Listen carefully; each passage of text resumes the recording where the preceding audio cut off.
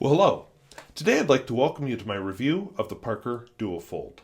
This is a pen I've wanted since I was about 10 years old. If you've heard my fountain pen story before, my family received a pen catalog, because it was the 80s, so there was no internet, in the mail, and I lusted over them.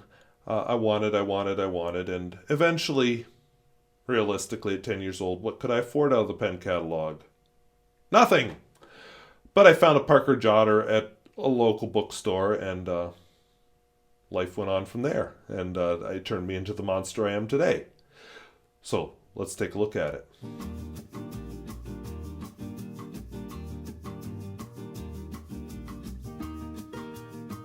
If videos like this interest you, where I talk about fountain pens both new and old and at all price points, I would invite you to subscribe. If you'd like to comment on perhaps what has been your dream fountain pen for a long time, please feel free to leave a comment down below. Now, let's take a look at the Parker Duofold. So the original Parker Duofold came out about 1921. The idea was, instead of pens that look like this, I did that quick because it's not actually a very vintage pen, black rubber, let's make the hard rubber orangish red. And the Parker Duofold was born. And of course it would have been unique at that time. The pen continued on until the 1930s, when it was replaced by the Parker Vacuumatic, except in Europe, where models of the Duofold continued on into the 1960s. Mine is a very modern Duofold, probably post-2017, although, as I'm going to point out, I can't find the date code on the flippin' thing. Nice arrow clip, Parker, France, no date code there. George S. Parker, Duofold Parker pen. This is a Centennial. The International's a bit smaller. No date code there. Unscrew the cap. We have a gold nib, but plated, I think, in palladium. This is a 18 karat, 750. Yeah, this means the same thing. Duofold Parker. No date code there. I have a fine point. In Europe, you can purchase quite a number of different nib sizes, including some obliques and such. Here in the United States, we're more limited. And then, one of the strikes against it in a lot of reviews is it's a cartridge converter pen. That was actually one of my original disappointments with it when I first got back into the pen world, is to discover, oh, it's a cartridge converter. But I got over it. The cartridge converter has its own strength. So here's the only possible date code I've found. France. And then it's an 18-110-0024. So I don't know what any of that means, but that's the only thing I've found that could be a date code. And I've been over this pen quite a bit. Now I said I think these are a bit overpriced. I got this one more around Platinum President price, which I think is fair for this pen. What they usually sell for, I've never been able to do. So look for ones maybe with less packaging and maybe not your traditional retailers. This has had a bit of a refresh in its design, along with a number of Parkers. The arrow is a little more streamlined, and this still keeps 3 rings, which has been pretty traditional for a long time, but it's turned it into a single unit. I think on the whole it's a very attractive look. But again, for what you're getting, wait for a good price. So that's the pen. Let's see how it writes. I should mention that I've had this pen inked up for quite a while. I wasn't sure if it would write tonight. I'd filmed a review of it. It was one of the ones, well, it's back here somewhere. I won't find it quickly. Anyway, it was one of the ones I'd filmed back quite a ways here that, unfortunately, the pen review met up with my floor. Not the pen review, thank God. The pen review met up with the floor. And I just look in... Nope. Okay. Anyway, pen review met up with the floor because it was on an external hard drive. I have a more secure filing system for my pen reviews now, but at the time I didn't. So this review was lost. This pen was sitting beside the sitting beside the sink waiting to get cleaned out. And I pulled it out thinking, okay, that's a review. I should just refilm before I clean it out. Several months later, here I am. And it started right up like a champ, which is a big mark in its favor, especially with an ink like this. This is an ink that's a little on the dry side. It is Platinum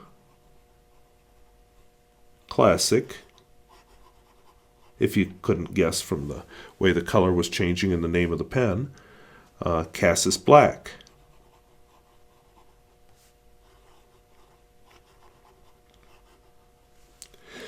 Now, I said it's a gold nib.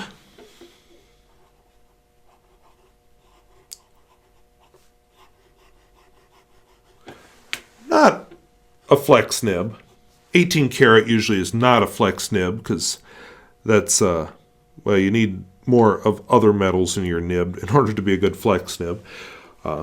Decent amount of line variation. Like I said, there is a kind of a fun variety of nibs out there in Europe, if you are so inclined to do the research.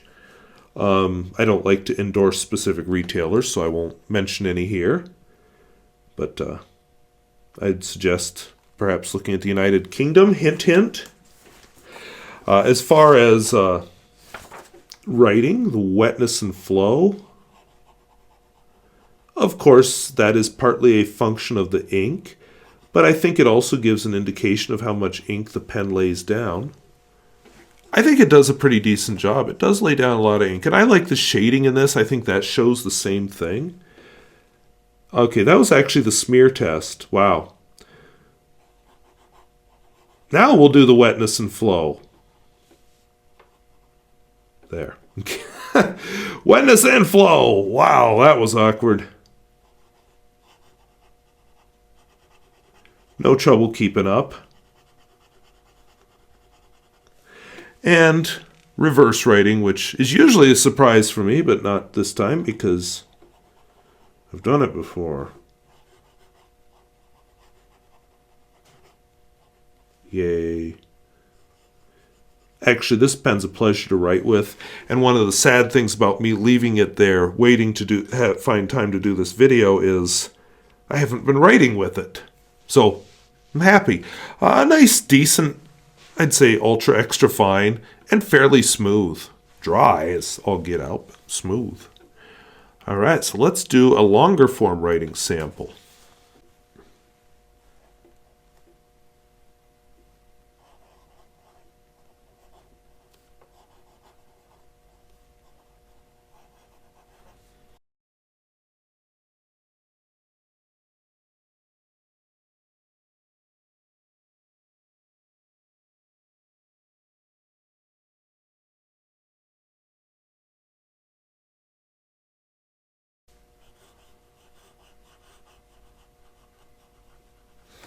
So we'll do a Pierre Gustafson test while I think up some final remarks.